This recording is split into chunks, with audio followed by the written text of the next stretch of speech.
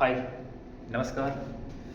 तो चलिए आज की इस वीडियो में हम पहले ये समझ लेते हैं क्लास 9 का जो चैप्टर का पैटर्न क्या है साइंस का, ठीक है?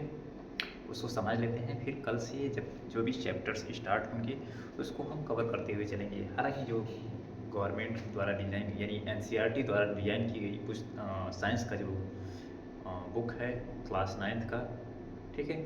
उसके कुछ चैप्टर्स के नाम मैं पढ़ लेता हूँ और उसको समझते हैं फिर, ठीक है? तो फर्स्ट ऑफ ऑल है मैटर इन आवर सराउंडिंग्स, यानी कि हमारे आसपास के पदार्थ के बारे में, ठीक है?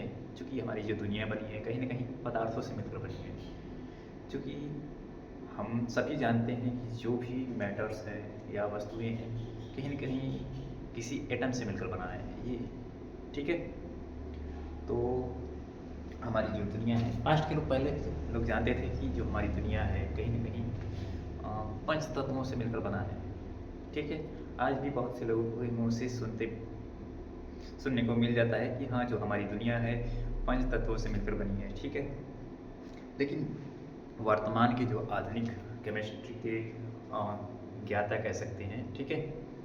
उन्होंने डिज़ाइन किया है कि नहीं, हमारा जो दुनिया है कहीं न कहीं 118 तत्वों से मिलकर बना है, ठीक है? तो उस वही वही बात हो रहा है यहाँ पे। तो मैटर इन आवर सराउंडिंग्स यानी हमारे आसपास की वस्तुएं कैसे बनी हैं, जैसे कुछ उनकी अवस्थाएं क्या क्या हैं, जैसे ठोस, द्रव, गैस हो गया ना, ठीक है? यानी कि लिक्विड, गैस और सॉलिड स्टेट में पाई जाती हैं, ठीक है? और इनकी क्या क्या नेचर्स हैं। तो क्लास 9 का जो पहला चैप्टर है केमिस्ट्री का है, ठीक है? तो पहले हम ये समझते हैं कि क्या है पैटर्न इसका। क्लास 9 NCERT, ठीक है? क्लास 9 रहेगा और साइंस का जो है चैप्टर, तो हम लोग जानते हैं कि साइंस को 3 भागों में बांटा गया है, फिजिक्स, केमिस्ट्री, बायोलॉजी। तो पहला हम लिख लेते हैं, हालांकि पहला जो केमिस्ट्री का दिया गया है इसमें केमिस्ट्री केमिस्ट्री हो जाएगा, फिर फिजिक्स हो जाएगा एंड थर्ड बायोलॉजी हो जाएगा, ठीक है? तो इसमें इन तीनों सब्जेक्टों का कॉम्बिनेशन बनाया गया है, यानी 12 चैप्टर्स हैं इसमें, जिसमें 4 केमिस्ट्री के हैं, 4 फिजिक्स के और 4 बायोलॉजी के, ठीक है?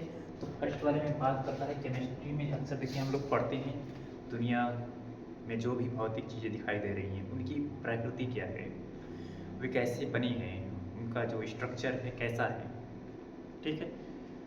फर्स्ट चैप्टर का नाम भी है मैटर इन आवर सराउंडिंग, ठीक है? ये हमारे आसपास के पदार्थ,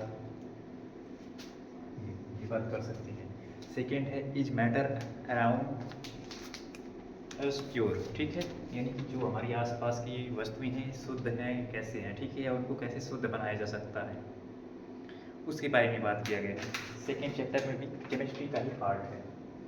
अब बात करते हैं थर्ड वाले में। तो इसमें यहाँ पे बात कर रहा है एटम एंड मॉलिक्यूल का स्ट्रक्चर, यानी कि जो अणु हैं, परमाणु हैं, उनकी स्ट्रक्चर क्या है, वो खुद में कैसे काम करती हैं, ठीक है? उसकी बात कर रहा है। थर्ड वाले में एटम है एंड मॉलिक्यूल है। अब फोर्थ वाले चैप्टर में है स्ट्रक्चर ऑफ एटम, यानी कि जो पदार्थ की मौलिक इकाई होती है, छोटी सबसे छोटी से छोटी इकाई होती है एटम, वो कैसे बनी है, ठीक है? तो 4 चैप्टर हो जाते हैं इसमें एटम, ठीक है? 1 2 3 एंड 4, 4 चैप्टर केमिस्ट्री का हो जाता है। अब फोर्थ फिर 4 जो चैप्टर होते हैं आ जाते हैं बायोलॉजी के, जिसमें दिया है फंडामेंटल यूनिट ऑफ लाइफ, यानी कि जीवन की मौलिक या मूलभूत कह सकते हैं इकाई क्या है, ठीक है? तो फर्स्ट ये हो जाएगा। फिर सेकेंड है चैप्टर टिश्यू, यानी कि सेल से मिलकर टिश्यू बनते हैं, ठीक है? जो टिश्यू मिलकर फिर हमारे अंग का निर्माण करते हैं, ठीक है? तो ये हम इंसानों के बारे में बात करता है और जो टिश्यू होते हैं, सेल्स होते हैं, उसके बारे में, ठीक है?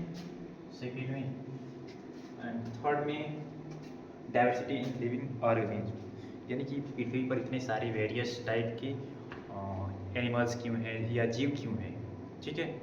इसका मतलब ये होगा कि living in diversity in living organism, ठीक है? यानी जीवों में इतनी विविधता क्यों है, ठीक है। और फिर एक ट्यूशन अब आ जाते हैं फिजिक्स में, मोशन की बात कर रहा है, मोशन यानी गति। ठीक है, हर एक चीज़ ब्रह्मांड में गतिमान है। ठीक है, जब हम उस चैप्टर को कवर करेंगे फिलहाल मोशन को, तब हम समझेंगे चीज़ों को। ठीक है, फिर इसके बाद है वर्क एंड एनर्जी, कार्य और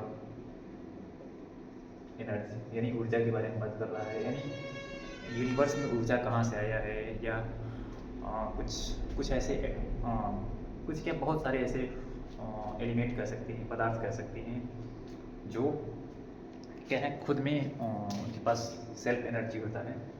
और फिर साउंड, इसमें एक चैप्टर है साउंड, जो आवाज़ है उसके बारे में है, ये कैसे काम करते हैं, क्या स्पेस में जो वॉइस है ट्रांसफ़र हो सकता है। ठीक है, यानी कि निर्वात में, जहाँ पे वैक्यूम जिसे कहा जाता है इंग्लिश में, इसमें वायु नहीं ट्रांसफ़र हो पाता है। ठीक है, एक जगह से दूसरी जगह पे।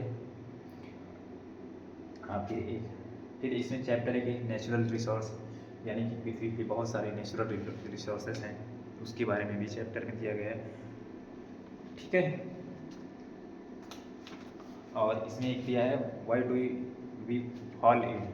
ठीक है, एक चैप्टर है इसमें है चौथा। ठीक है, ये चैप्टर हमें ज़्यादा सा एक चैप्टर है कि हम बीमार क्यों पड़ते हैं। तो चूँकि बायोलॉजी का सेक्शन आ जाता है, जीव में प्रॉब्लम्स आती हैं तो क्यों आती है। ठीक है, तो इस प्रकार से 12 चैप्टर्स हमारे NCERT के क्लास 9 में साइंस का जो चैप्टर है, ठीक है, सब्जेक्ट है, उसमें इतने चैप्टर्स 12 चैप्टर्स हैं इन सबको मिलाकर। ठीक है, अब इसको थोड़ा सा हम ये समझते हैं, केमिस्ट्री हमें क्या बताता है, भौतिक चीज़ों का स्वरूप कैसा है। ठीक है, यानी कि कोई पदार्थ गैस है या लिक्विड है या सॉलिड स्टेट में है। ठीक है, उसके नेचर को हम पढ़ेंगे एक एक करके। ठीक है, हर एक चैप्टर में। अब फिजिक्स हमें बताता है कि जो हमारा यूनिवर्स है कुछ मूलभूत नियमों से चलता है। वो मूलभूत नियम हो सकता है गति हो सकता है, वर्क एंड एनर्जी हो सकता है, साउंड हो सकता है। साउंड भी एक प्रकार से न दिखने वाले ही कह सकते हैं, फिजिक्स की एक पार्ट है, एक सब्जेक्ट है, एक टॉपिक के रूप में हम लोग पढ़ते हैं इसको।